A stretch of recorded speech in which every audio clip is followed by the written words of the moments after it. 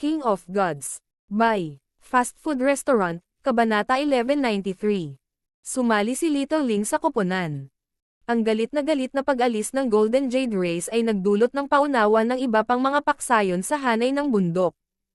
Para sa lahat ng mga miyembro ng Golden Jade Race na magtungo sa parehong direksyon sa isang kritikal na yugto ay lubhang nakalilito. Hindi ba ang Golden Jade Race ay nagpadala ng 5 tao para habulin ang maliit na grupong iyon ilang sandali ang nakalipas? Bakit lahat sila pupunta ngayon? Sa tuktok ng bundok na tinuluyan ng grupo ni Zhao Feng kanina, medyo nagulat ang kabataang nang iinis kay Zhao Feng ng 2 beses. Tumahimik ka, walang magaling na pumupunta sa lugar na ito. Sa sandaling ito, galit na sinaway siya ng rank 4 True God ng grupo ng kabataan. True God Tianhua, ano ang nangyari? Nagtataka na tanong ni Quasi God Dilin. Ang True God Tianhua ay nakatanggap ng isang mensahe at pagkatapos ay agad na isinama niya ang lahat, ngunit walang ibang nakakaalam kung ano ang nangyari. Tumahimik ka, masyado ka talagang nagsasalita. Ang True God Tianhua ay binigyan ng galit na titig kay Dilin habang walang pakundangan niyang sinaway ito. Nang makita ang galit ng True God Tianhua, wala sa iba pang miyembro ng Golden Jade Race ang nangahas na magsalita. Mabilis nilang naunawaan kung bakit galit ang True God Tianhua. Iligtas mo ako. Isang mahina, madilim na gintong kaluluwa ang lumipad patungo sa kanila. Crack! Isang kakilakilabot na bolt ng Tribulation Lightning ang tumama sa kaluluwa, lubos itong nilipol.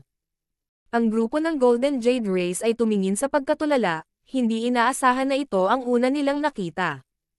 Kung mas mabilis ka lang dumating, baka nailigtas mo siya. Sa sandaling ito, umalangaw-ngaw sa kanilang mga tainga ang maluwag at nasisiyahang boses ni Zhao Feng. Natigilan, ang mga miyembro ng Golden Jade Race ay nanginag, ang hindi nakikitang galit sa kanilang paligid ay halos naging sanhi ng pag-freeze ng kanilang paligid. Zhao Feng, naglakas loob kang pumatay ng isang miyembro ng aking Golden Jade Race. Napangiti si Quasi God Dilin at umungal pabalik. Malamig na sumulyap si Zhao Feng kay Quasi God Dilin. Tulala ba ang taong ito? Nagawa na niya ang pagpatay, ngunit pinili pa rin ng taong ito na gumawa ng ganoong ketingang komento. True God Tianhua, iligtas mo ako. Ang boses ng isang Golden Jade Race True God ay nagmula sa likuran ni Zhao Feng. Sa sandaling ito, 3 True Gods na lang ang natitira sa 5 na ipinadala pagkatapos ng grupo ni Zhao Feng.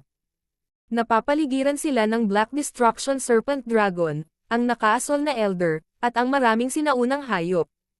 Naghahanap ka ng kamatayan.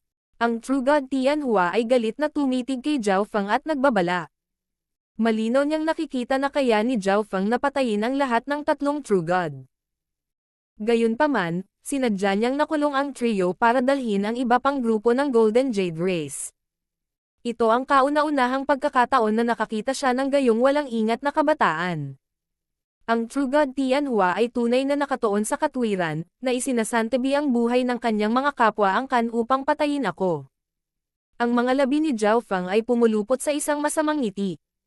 Ang mga salitang ito ay agad na nagpang-inig sa nakulong na True Gods na parang sila ay ibinagsak sa isang icebox.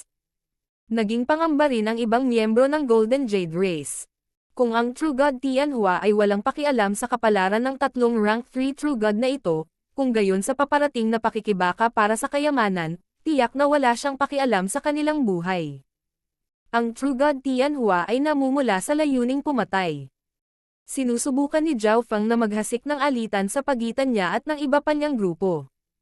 Bilang rank 5 True God, natural na walang pakialam si Tianhua sa mga True God na ito na mas mababa ang ranggo. Gayunpaman, napakaraming mga kalaban na sinusuportahan ng malalakas na paksayon na kasangkot sa labanang ito para sa kayamanan. Kailangan niya ng lakas ng kanyang mga kapatid, at marahil ay kailangan pa niyang gamitin ang kanilang buhay para ihanda ang daan para sa kanya. Dahil ito ang kaso, hayaan mo akong anyayahan ang aking kaibigan na nakatago sa mga anino upang tulungan ako. Ibinaling ni Zhao Feng ang kanyang ulo, ang kanyang tingin ay patungo sa kailaliman ng isang sinaunang kagubatan. Marami pa bang katulong ang brat na ito?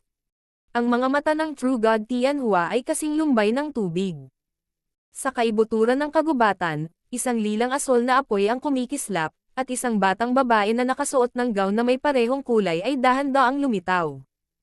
Napansin niya talaga ako. Medyo nagalit si Little Ling. Siya ay orihinal na pumunta sa lugar na ito upang maghanap ng impormasyon tungkol sa kayamanan nang bigla niyang naramdaman ang isang pamilyar na enerhiya ng apoy. Nang masubaybayan ang enerhiyang ito pabalik, natuklasan niya si Zhao Fang. Kaya, itinago ni Little Ling ang kanyang sarili. Nang matapos ang 5 True Gods of the Golden Jade Race at ang grupo ni Zhao Fang sa pakikipaglaban, binalak niyang salakayin si Zhao Fang at bawiin ang mga balahibo ng buntot ng ninuno ng Phoenix-tailed bird. Gayunpaman, hindi niya inaasahan na magiging sapat ang kapangyarihan ng grupo ni Zhao Fang para talunin ang isang grupo ng 5 rank 3 True Gods. Bilang isang resulta, siya ay patuloy na nanatili sa pagtatago, kung saan ang iba pang grupo ng Golden Jade Race ay nagpakita. Ang grupong ito ay napakalakas at mayroon pang ang isang rank 5 True God sa hanay nito. Nag-alala pa si Little Ling na si Zhao Fang ay mapatay ng rank 5 True God. Ngunit biglang, inilantad ni Zhao Fang ang kanyang pinagtataguan. Kung ganoon, makikipagtulungan ako sa kanya upang labanan ang kaaway na ito, gumawa ng magandang impresyon, at pagkatapos ay maghintay para sa aking pagkakataon na bawiin ang mga balahibo ng buntot. Bahagyang umawang ang mga labi ni Little Ling sa kasiyahan sa planong ito. Whoosh! Sa isang flash ng purple-blue flame, isang magandang babae ang dumapo sa gilid ni Zhao Fang. Hindi ko akalain na magkakaroon pa si Master ng mga katulong. Ang nakaasol na matanda ay nabigla. Ang ganda naman. Ang magkabilang panig ng alitan na ito ay agad na naakit sa kagandahan at kilos ng dalaga, at ang tensyon na hangin ay agad na nawala sa wala. Ang Little Ling ay nagbigay ng mapanlinlang na nguso. Pagkatapos ng pagtitig kay Zhao Fang, ibinaling niya ang kanyang mga mata sa grupo ng Golden Jade Race. Rank 4 True God. Bumaba ang ekspresyon ng True God Tianhua. Ang grupo ni Zhao Fang at ang kanyang maraming mga alagang hayop ay ginawa na para sa isang mabigat na puwersang panlaban, at ngayon, mayroon pa siyang rank 4 True God sa kanyang panig. Sa panig ng Golden Jade Race, maliban sa rank 5 True God Tianhua, ang iba sa grupo ay binubuo ng rank 2 at 3 True Gods at Quasi-Gods. Kung talagang dumating dito, ang Golden Jade Race ay mayroon pa ring mas mataas na tsansa na manalo, ngunit kahit na manalo sila, ang grupo ay magdaranas ng kakilakilabot na casualty. Hindi na sila magkakaroon ng kakayahang makipagkompetensya para sa alinman sa mga kayamanan. True God Tianhua, nagtitiwala ako na isa kang matinong tao na hindi hahayaang magdusa ang buong Golden Jade Race dahil sa isang walang kwentang bagay. Sinulyapan ni Zhao Fang si Quasi-God Dilin. Walang kabuluhan. Nang inag ang buong katawan ni Quasi-God Dilin, nakakuyom ang kanyang mga kamao, ang kanyang mga kuko ay bumaon ng husto hanggang sa umagos ang mga ito ng dugo. Sa kanyang buong landas ng paglilinang, walang sino man ang tumawag sa kanya na walang kabuluhan. Makatwiran ang sinasabi mo. Hanggat pinakawalan mo ang 3 True Gods ng aking Golden Jade Race, kakalimutan ko ang bagay na ito. Medyo lumuwag ang ekspresyon ng True God Tianhua. Bubuksan na sana ang treasure ground. Hindi niya masisira ang sarili niyang puwersa sa napakalapit na sandali. Bukod dito, magkakaroon siya ng maraming oras para harapin si Zhao Fang kapag nagsimula na ang pakikibaka para sa kayamanan. Nagtitiwala ako na ang True God Tianhua ay isang taong tumutupad sa kanyang salita at hindi manlinlang ng isang junior. Ngumiti si Zhao Fang at iwinagayway ang kanyang kamay. Kaagad, pinakawalan ng Black Destruction Serpent Dragon at ng iba pa ang 3 True Gods. Tara na, ang True God Tianhua ay nagpunas ng isang walang awa na tingin sa 3 True God habang siya ay mahigpit na nagutos. Swoosh swoosh. Pinangunahan ng True God Tianhua ang kanyang grupo palayo. Napapasalamat ko sa tulong, young lady. Ang pasasalamat ni Zhao na ito ay hindi nasusukat. Lumingon si Zhao Fang kay Little Ling na may mainit at magiliw na ngiti. Matagal nang napansin ni Zhao Fang ang nagtatagong Little Ling. Kung payag ang young lady, maaari tayong magtulungan at makipaglaban para sa mga kayamanan ng treasure ground na iyon. Nagkusa si Zhao Fang na mag-alok ng imbitasyon. Pinilit niyang lumabas si Little Ling sa unang lugar upang hiramin ang kanyang lakas. Medyo nahuli si Little Ling.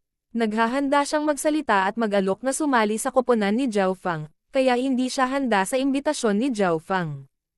Pinaramdam nito sa kanya na nakita ni Zhao Fang ang kanyang mga plano. Kanina ko pa siya sinusundan sa anino. Imposibleng malaman niya kung ano talaga ang goal ko. Napaisip si Little Ling habang nag-aalangan. Sige. Interesado din ako sa treasure ground na iyon.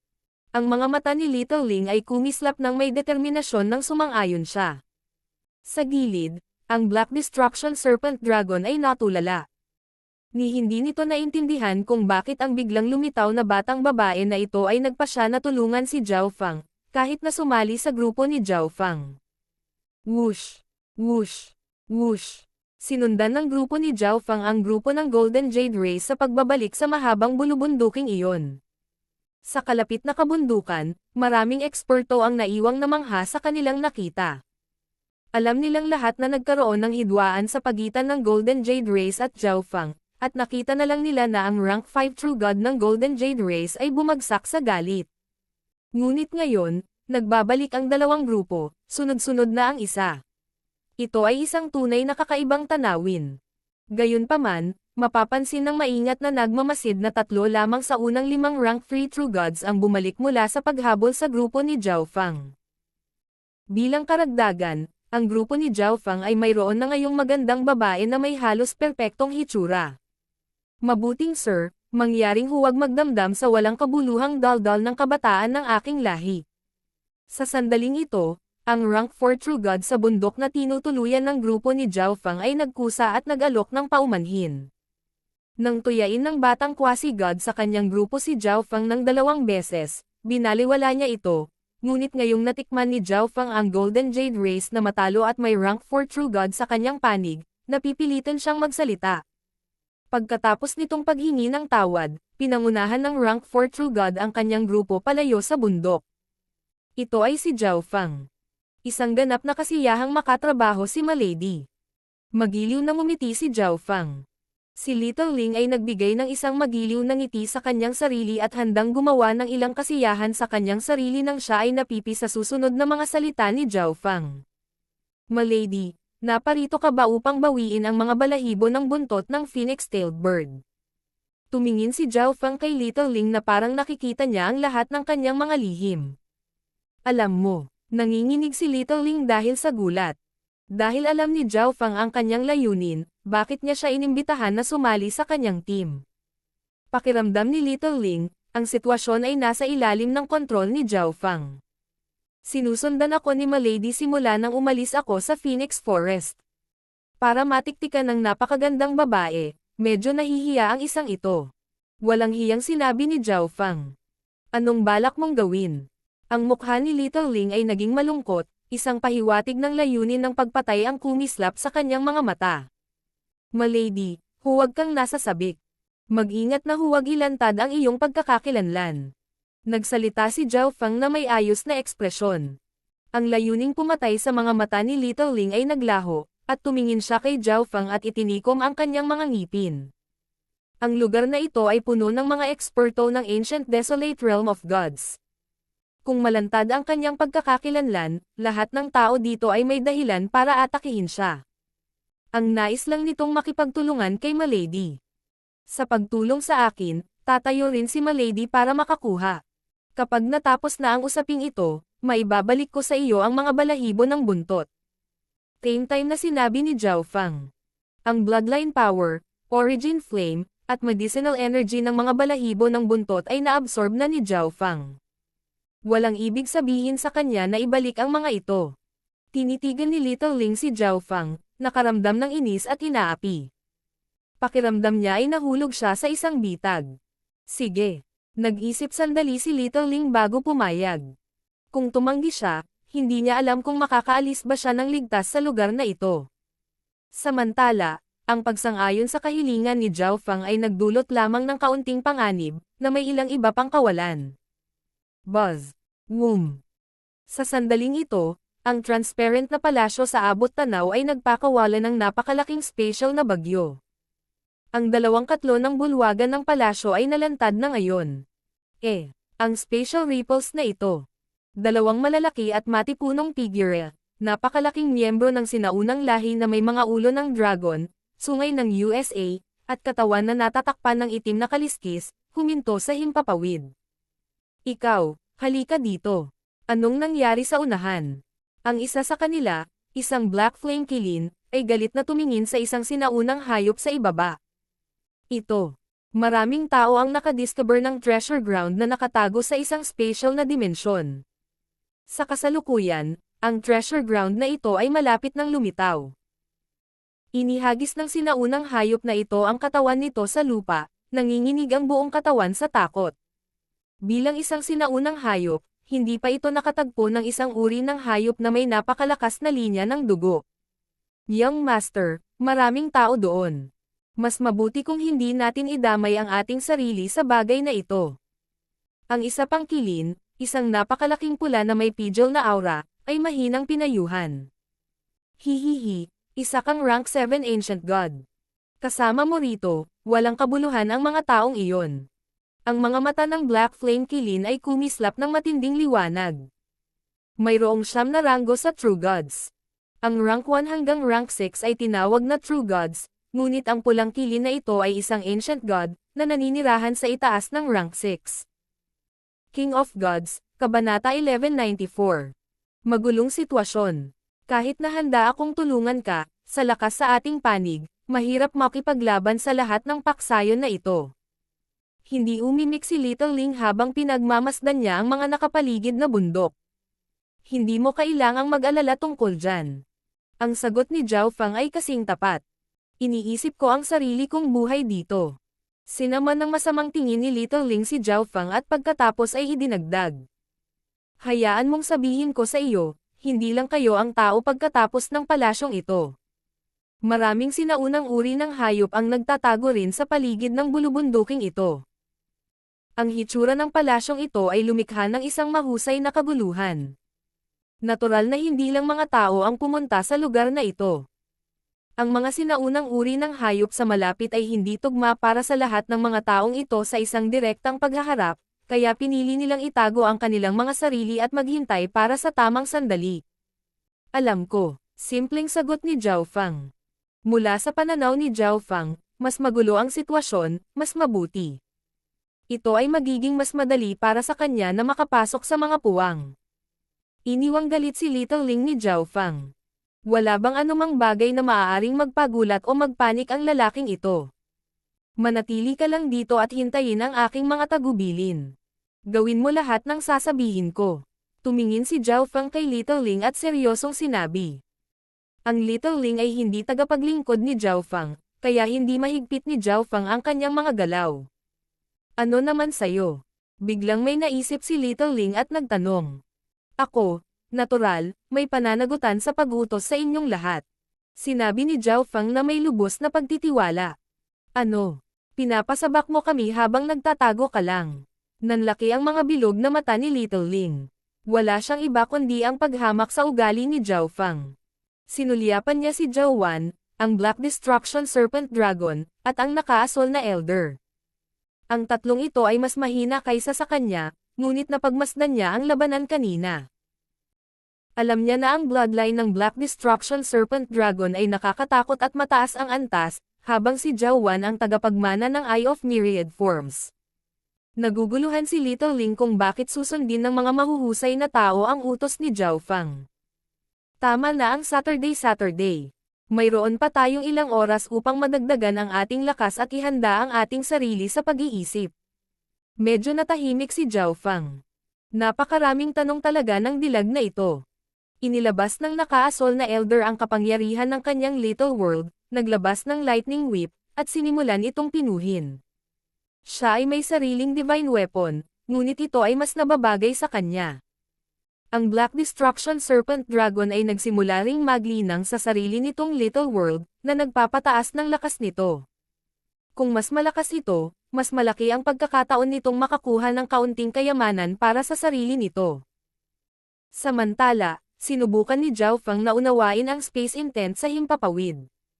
Ang Space Intent ay isang layunin na susubukan ng sino mang eksperto na linangin. Maaaring gumamit ng instant movement, spatial leap, at iba pang ganoong kasanayan ang sino mang may kasanayan sa intent na ito. Kung ito man ay para sa pagtakas, pagtugis, o agarang paglalakbay, ito ay isang hindi kapani-paniwalang kapaki-pakinabang na layunin. Siyempre, bukod sa mga kasanayang ito, ang space intent ay maaari ding magsilbi bilang isang agresibong kasanayan. Ang pangunahing bentahe nito ay ang kakayahang huwag pansinin ang distansya upang mahuli ang mga kalaban ng hindi nakabantay.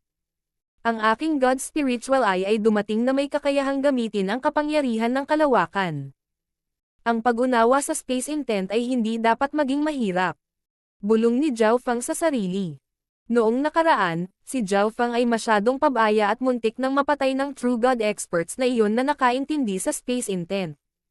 Dahil sa karanasang ito, pinahahalagahan ni Zhao Feng ang space intent. Buzz. Ang kaliwang mata ni Zhao Feng ay biglang natakpan ng isang layer ng malabong golden ripples. Biglang nag-transform ang mundo bago si Zhao Feng nagawa sa maliliit na gininto ang butil, na malinaw na makikita sa isipan ni Zhao Feng ang mga spatial ripple na nabuo ng space intent.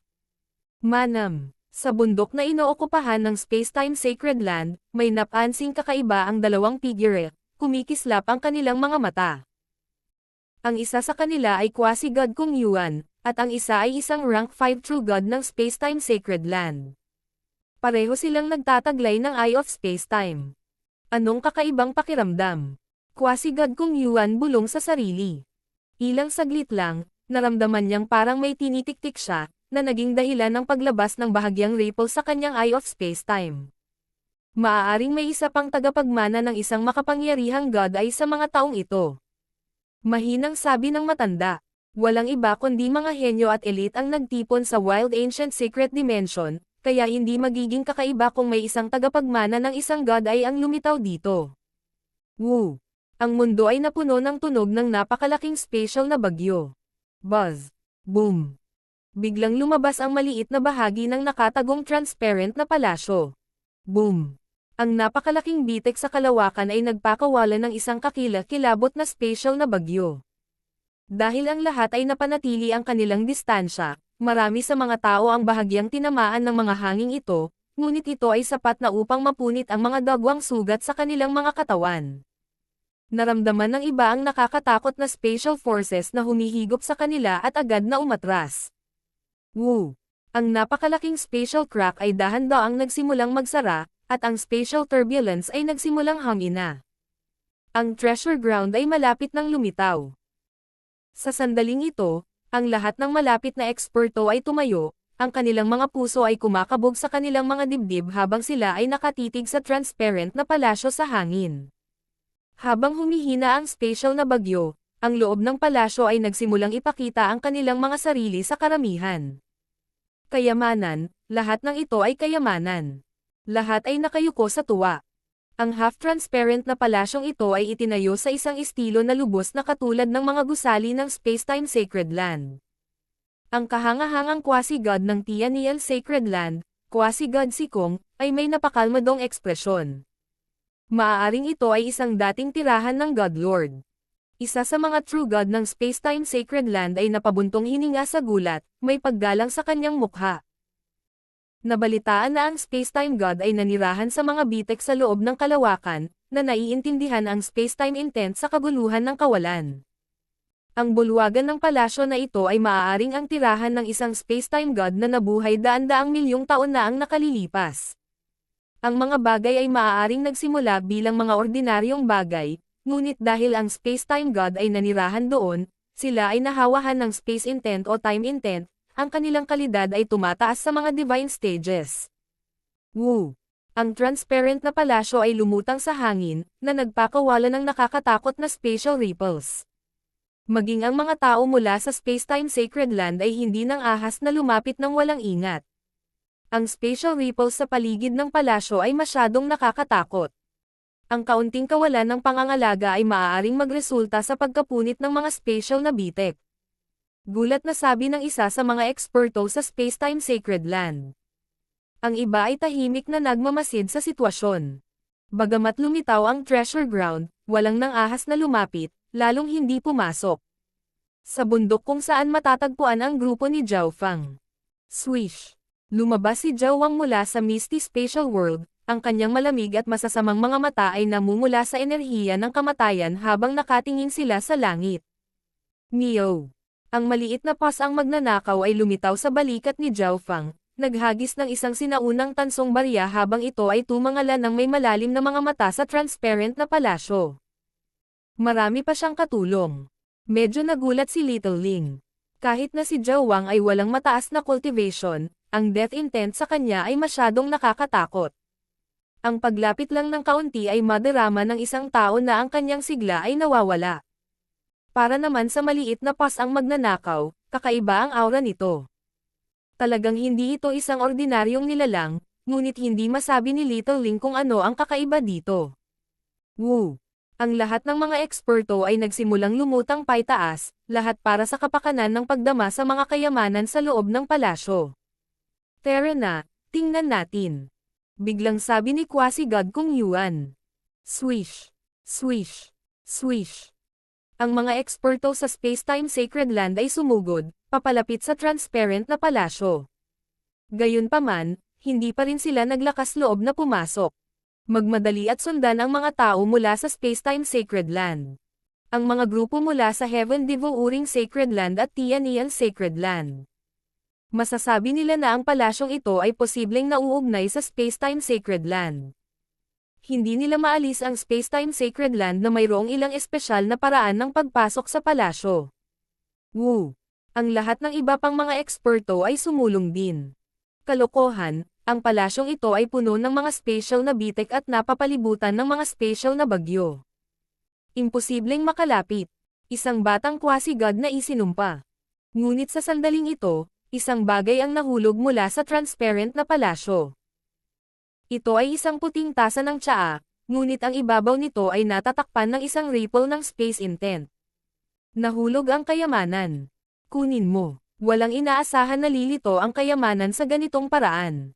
Walang makapasok sa transparent na palasyo, ngunit ang mga bagay sa loob ng palasyo ay isinasagawa ng spatial turbulence. Swish! Swish! Swish! Ang mga tao mula sa Space-Time Sacred Land ang unang kumilos.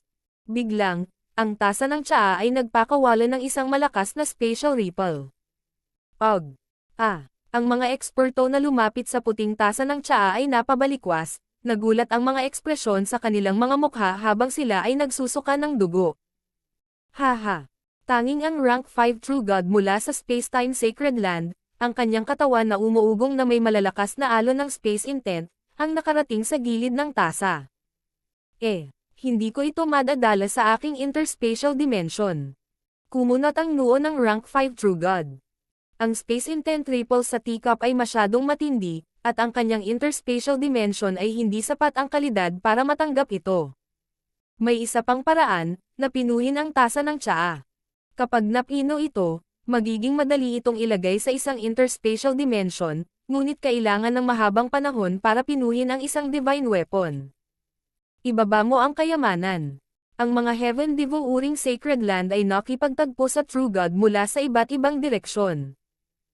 Ang mga eksperto sa Sacred Land ng Tianian ay hindi masyadong malayo sa likuran. Boom! Bang! Thump! Para sa kapakanan ng isang tasa ng tsaa, ang mga dalubhasa ng tatlong Sacred Land ay nakibahagi sa isang matinding labanan. Ang mga nakakatakot na bagyo ng enerhiya ay dumaan sa mundo, na naging sanhi ng takot sa mga eksperto ng iba pang paksayon. Inaasahan sa mga tao mula sa God Realm Sacred Lands, lahat sila ay napakalakas. Kahit na ang lahat ng mga taong iyon ay nag-aaway, ang tasa ng tsaa na iyon ay hindi pa rin nasaktan. Hindi mabilang na mga eksperto ang nagmamasid sa labanan sa pagitan ng tatlong God Realm Sacred Lands habang dahan-dahan silang lumalapit. Nangangamba pa rin sila, at wala ni isa sa kanila ang nangahas na mauna sa paghampas. Ngunit biglang, ilang mga bagay pa ang bumaba mula sa langit. Ang pagbaba ng bawat bagay ay nagudyok ng pakikibaka sa pagitan ng maraming paksayon. Gayunpaman, sa inis ng lahat, ang mga bagay na ito ay hindi maaaring dalhin sa interspatial dimensions. Ang mga tao mula sa tatlong God Realm Sacred Lands ay napangiti. Ang sobrang magulong sitwasyong ito ang talagang ayaw nilang makita. Swish! Swish! Ang mga tao mula sa dalawang iba pang mga sacred lands ay agad na umalis upang ipaglaban ang iba pang mga bagay. Kayong anim, galugarin nyo sa hilagang kanluran. Makinig sa aking mga utos, at huwag kumilos ng walang ingat. Biglang narinig ng Black Destruction Serpent Dragon, Little Ling, at iba pa ang boses ni Zhao Fang. Nilinggan ni Little Ling ang kanyang ulo at napansin na si Zhao Fang ay nawala. Tara na. Ang Black Destruction Serpent Dragon ay tumawag at lumipad. Sa oras na ito, tatlong iba pang mga karera ang nakikipaglaban sa suklay. Squelch. Ang maitim na dilaw na suklay ay nagpakawala ng special na tinak na nagkataong tumusok sa isang rank 2 true god sa kanyang dibdib, na nagtapos sa kanyang buhay. Gaano nakakatakot. Ang tatlong lahi na nakikipaglaban para sa suklay ay lahat ay nabigla. Ang tila ordinaryong suklay na ito ay talagang isang offensive type special divine weapon. Sa lakas ng offensive nito, nagawa nitong pumatay ng isang rank 2 true god.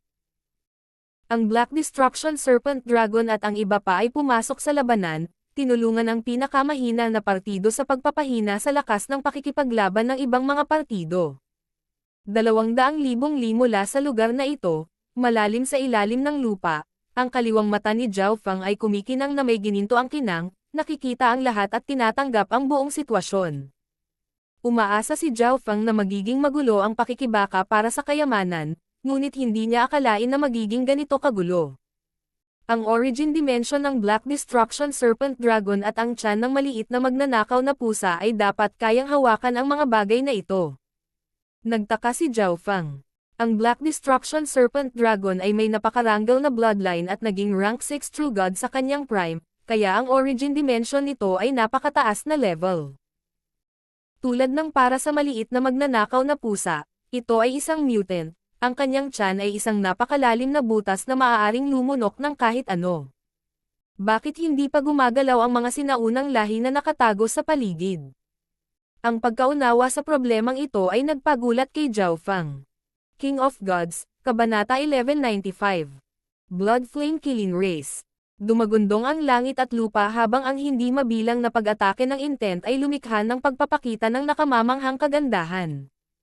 Ilang daang eksperto na may mga antas ng lakas ng True God ang nakipaglaban, ang kanilang nakakatakot na sagupaan ay nagpatag sa mga kalapit na bundok.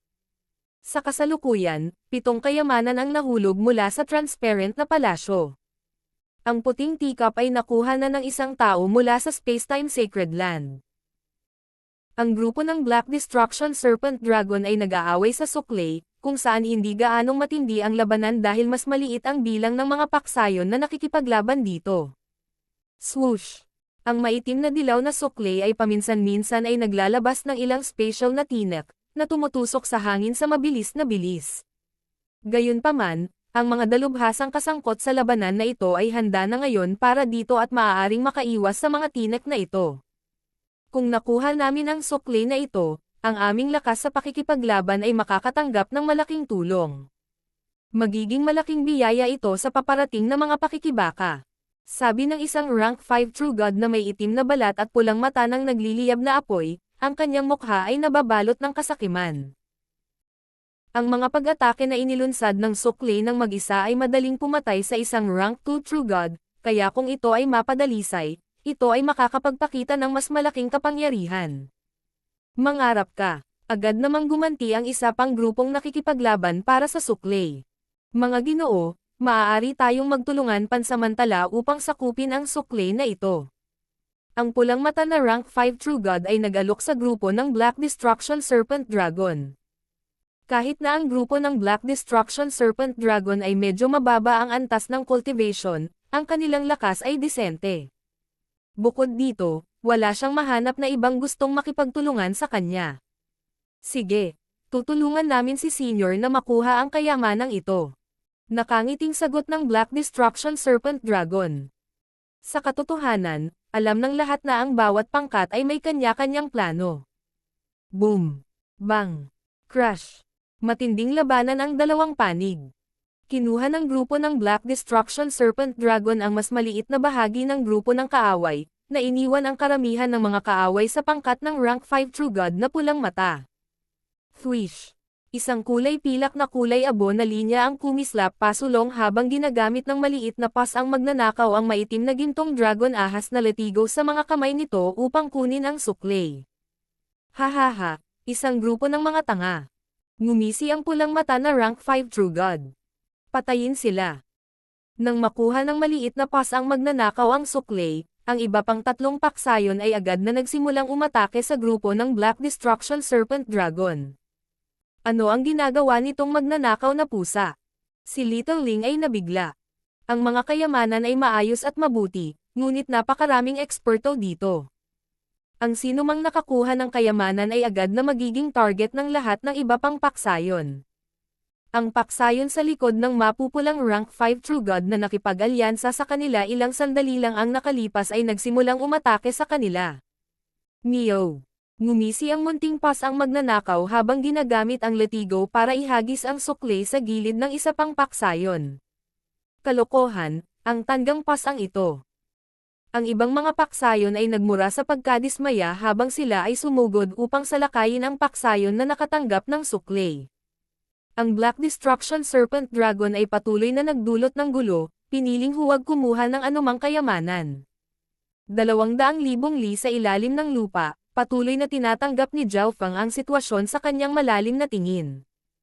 Hayaan muna natin ang lahat ng malalaking paksayon na mamuhi sa isa't isa at magdulot ng kaunting kaguluhan sa lugar.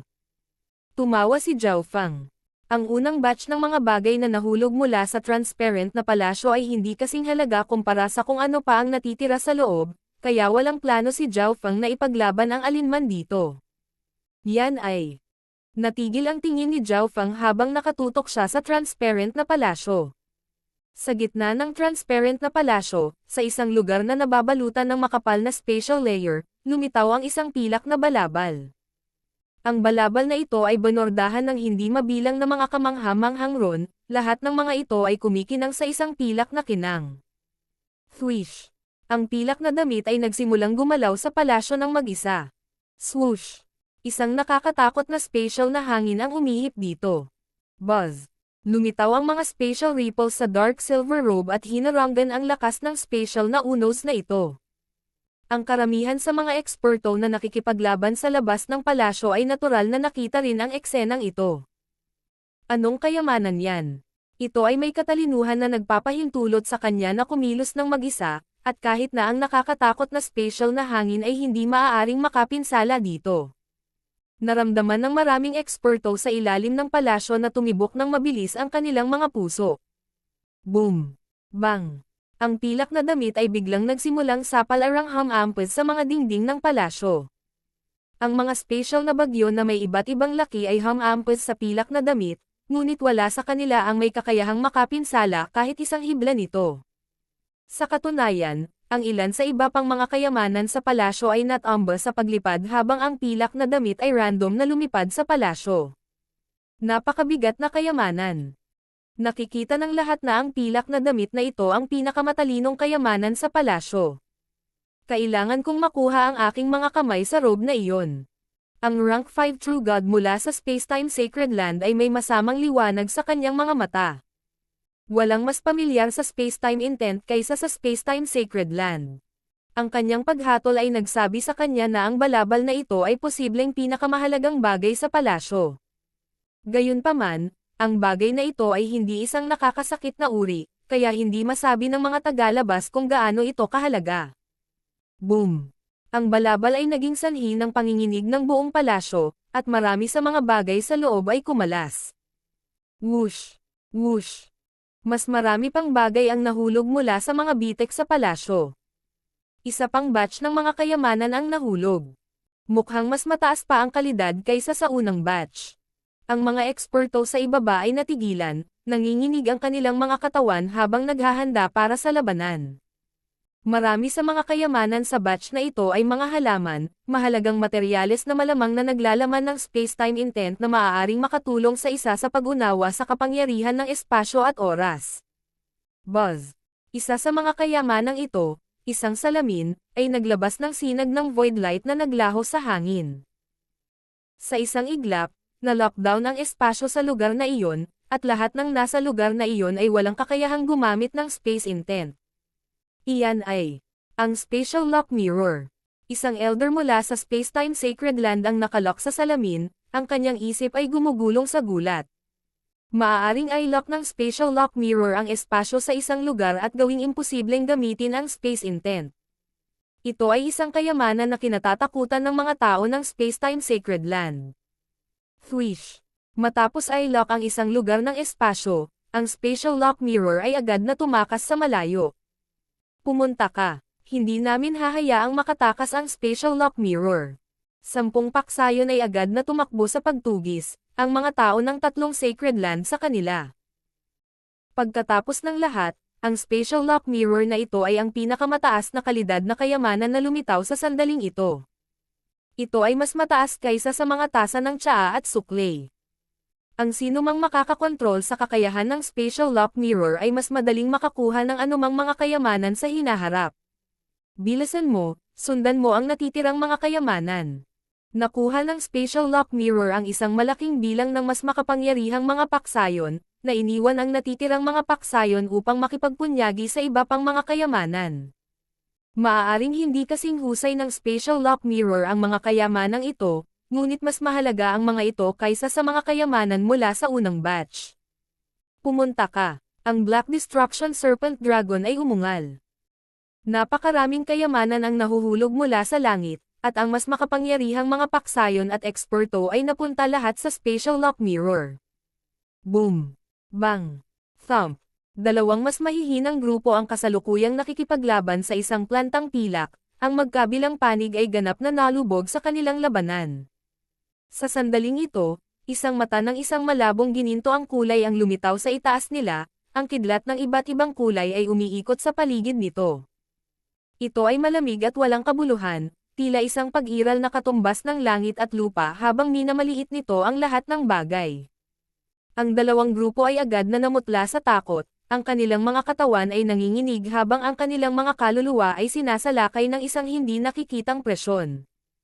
Tanging ang dalawang rank 4 True Gods sa kanila ang nakapagpanatili ng kaunting kalmado. Forbidden Illusion Lost World. Buzz. Thwish. Ang napakalaking amber gold na mata ay nagbago sa isang malamis na mundo ng violet gold, isa na naglabas ng isang nakamamatay na kaakit-akit na puwersa. Lahat ng mga eksperto sa magkabilang panig ay nabighani sa malakas na ilusyong ito, at maging ang rank 4 True God ay nagpakita ng mga palatandaan ng pakikibaka sa kanilang mga mata. Swish! Isang vortex ng eye intent ang lumitaw sa paligid ng silver plant at nilamon ito ng buo. Ang gininto ang mata ng langit na nangingibabaw sa kalangitan ay kasunod na naglaho. Ang dalawang grupo ay nagkatinginan sa isa't isa sa gulat, kaagad na alam na walang panig ang may pananagutan sa hakbang na ito. Ito ba ay isang henyo ng Spacetime Sacred Land na nagtatago sa mga anino? Matapos ipahayag ang tanong na ito, pinangunahan ng rank 4 True God ang kanyang grupo pagkatapos ng isa pang kayamanan. Ang maliliit na paksayon na ito ay natural na hindi nang ahas na saktan ang mga tao ng isang God Realm Sacred Land. Sa ilalim ng lupa, nagbigay si Zhao Feng ng isang mahinang ngiti. Kung ginamit niya ang Eye of Heaven sa magulong battlefield na ito, walang makakapagsabi kung sino ang gumamit nito. Bukod dito, sa lugar na ito, ang mga diskarte ng Eye of Heaven ay hindi nakakagulat gaya ng dati. Sa paligid ng mga tao ng Spacetime Sacred Land, karamihan sa mga tao ay maglalagay ng kanilang mga hinala sa kanila. Ang mga kakayahan ng aking Eye of Heaven ay tila mas lumakas. Masayang sabi ni Zhao Feng. Ito ang unang pagkakataon na ginamit ni Zhao Feng ang Eye of Heaven sa Ancient Dream Realm. Sa sandaling iyon, naramdaman ni Zhao Feng na maaari siyang humiram ng higit pang lakas mula sa mundo upang palakasin ang kanyang mga diskarte sa Eye Bloodline. Ang Eye of Heaven ay magbibigay ng tulong sa lahat ng iba't ibang diskarte sa Eye Bloodline ni Zhao Feng, at mas malaki pa ang boost na ito sa Ancient Dream Realm. Ang mga sinaunang species ay nagbabalak na lumipat. Bulong ni Zhao Feng sa kanyang sarili, ang kanyang kaliwang mata ay nakakaramdam ng mga palatandaan ng aktibidad sa malayong abot tanaw. Ang lokasyon ng aktibidad na ito ay kung saan mismo ang 10 paksayon ay nag-aaway sa Spatial Lock Mirror. Iyan ay, nanlaki ang mga mata ni Zhao Feng sa gulat na para bang nakakita siya ng isang bagay na talagang nakakatakot. Boom! Bang! Thump! Para sa Spatial Lock Mirror, ang 10 paksayon ay nakikipaglaban ng may kabangisan na ang lupa ay yumanig at ang langit ay lumabo. Broom. Sa sandaling ito, nagsimulang manginig ang malayong abot tanaw, isang malupit at ancient chi na lumulubog sa hangin. Tingnan mo, isang malakas na kalaban ang lumitaw. Ang quasi-god na sisikong ng Tianiel Sacred Land ay umatras ng isang hakbang, itinigil ang kanyang mga pag-atake. Swoosh swoosh. Dalawang napakalaking figurette, isang itim at isang pula, ang pumasok sa eksena. Boom! Ang kakilakilabot at makapangyarihang layunin ay naging sanhi ng mga aura ng lahat ng mga eksperto na nakikipaglaban para sa Spatial Lock Mirror na mag-freeze at ang kanilang mga katawan ay lumubog. Thwish! Ang napakalaking pulang figure ay dumiretso sa Spatial Lock Mirror. Tumigil ka! Isang rank 4 True God of the Heaven devouring Sacred Land ang umungal at agad na sumalakay. Kaboom! Isang nagliliyab na sinag ng liwanag na putok mula sa pulang figure. Nilamon ang rank 4 True God. Nang mawala ang apoy, wala na doon ang tao. Hiss. Naramdaman ng mahigit 100 eksperto na naruroon ang kanilang kaluluwa na nanginginig, ang kanilang mga katawan ay naninigas habang nakatitig sa napakalaking pulang figure. Ewo. Isa itong napakalaking flame kilin. Napakalaking alon ng enerhiya ang sumabog dito habang itinaas nito ang mabagsik na mukha sa langit at napaungol. Boom! Nayanig ang mundo ng maramdaman ng lahat ng mga eksperto na malapit sa flame kilin ang kanilang mga kaluluwa na pinainit ng hindi maaalis na apoy. Nanginginig ang dugo sa kanilang katawan na parang gustong sumabog sa kanilang katawan. Plush! Sino man na may lakas na mas mababa sa rank 4 True God ay nagsuka ng dugo. Sa di kalayuan, ang mga paksayon na iyon na nakikipaglaban para sa kayamanan sa ilalim ng transparent na palasyo ay nahuli din sa hindi nakikitang alon ng enerhiya. Roar! Habang umuungal ang flame kilin, mas maraming mga sinaunang hayop ang lumabas mula sa likuran nito. Ang mga sinaunang halimaw na ito ay hindi maituturing na napakalakas, ngunit ang kanilang bilang ay ginawa silang isang nakakatakot na puwersa. Gayunpaman, ang mga mata ng lahat ay patuloy na nakatutok sa nagliliyab na pulang kilin na iyon. Ancient God. Isang rank 5 True God ng Tianiel Sacred Land ang bamulong sa gulat. Ang makapangyarihang aura na ito ay tiyak na isang Ancient God expert. Ito ay talagang isang Ancient God. Ilang eksperto mula sa 5 star na kapangyarihan ang nabigla nang marinig ang mga salitang ito. Ang mga kahangahangang tao ng 3 Sacred Lands ay naramdaman din na lumubog ang kanilang mga puso. Ito ang lahi na nirerango sa ika-125 sa 10,000 Ancient Races, ang Blood Flame Kilin Race. Isang napakatandang rank 4 True God ang nakilala ang tunay na pagkakakilanlan ng dalawang sinaunang hayop na ito. Isang makapangyarihang Ancient God mula sa isang lahi na nirerango sa itaas ng 200 sa ranggo ng 10,000 Ancient Races. Gaano katikat ang lakas nito?